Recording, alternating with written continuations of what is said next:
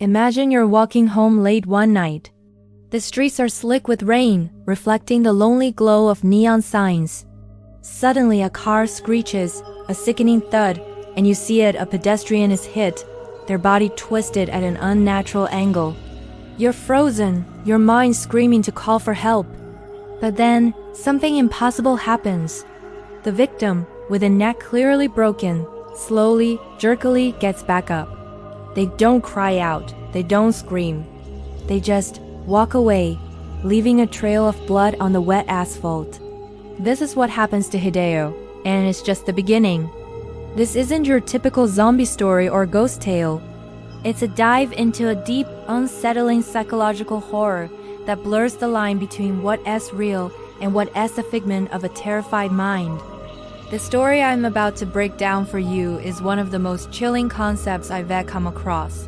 A film that will have you questioning your own reality long after the credits roll. So, Hideo witnesses this impossible event.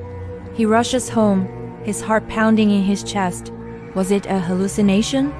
Was he going insane from overwork? He tries to brush it off, but he can't shake the image.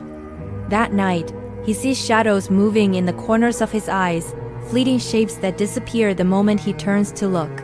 His apartment, once a sanctuary, now feels like it's watching him. The next day, the unease follows him to work. The world seems off. His co-workers, people he's known for years, have a strange emptiness in their eyes. Their movements are just a little too stiff, their smiles a little too wide and vacant. They go through the motions of being human, but the spark is gone. Hideo tries to talk to them, to connect, but it's like speaking to beautifully crafted puppets. Then, from his office window, it happens again. Another accident on the street below.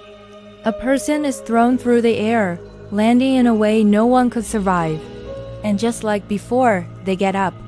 They dust themselves off and walk away as if nothing happened. Hideo feels a cold dread wash over him. This isn't a one-time delusion. Something is fundamentally wrong with the world. Driven by a mix of fear and a desperate need for answers, Hideo starts digging. He scours online forums, news archives, looking for anything similar. And he finds them scattered reports, dismissed as hoaxes or eyewitness errors, of impossible survivals. He starts connecting the dots and a horrifying pattern emerges. Every one of these walking dead victims, these people who cheated death, is connected to someone he knows. A friend's cousin, a colleague's brother. The circle is closing in. His paranoia escalates. He looks at his own friends, his family, and sees the same hollowness he saw in his coworkers. Their conversations feel rehearsed, their emotions feel fake. Are they still them? Or have they been replaced by these hollow copies? He's completely isolated, trapped in a nightmare where he's the only one who sees the truth. His own reflection becomes a source of terror. Is that really him staring back? The psychological toll becomes unbearable. The visions are no longer fleeting. The accident victims, their bodies broken but still moving, start appearing in his apartment. They stand silently in his hallway, their dead eyes following him. They are reminders of the secret he uncovered, a secret that seems to be drawing him deeper into its grasp. In his frantic search, Hideo stumbles upon an obscure urban legend, an ancient story whispered in hushed tones. It speaks of a phenomenon, a sort of curse, where people who suffer a fatal injury are given a choice. They can die or they can continue to walk the earth. But the price for this second chance is their soul, their humanity. They become empty vessels, doomed to repeat their daily lives without feeling, without consciousness, until they simply fade away. They are echoes of people, not the real thing. Hideo realizes this is what he's been seeing. Not zombies, not ghosts, but people who have lost what makes them human. He knows he has to confront it. He tracks down the very first victim he saw, the one from that rainy night. He finds him in a deserted, dimly lit alleyway. The man stands there, his head still at that sickeningly wrong angle. Hideo calls out to him, his voice trembling. The figure turns, its movements slow and unnatural. There's no recognition in his eyes, just a profound, chilling emptiness.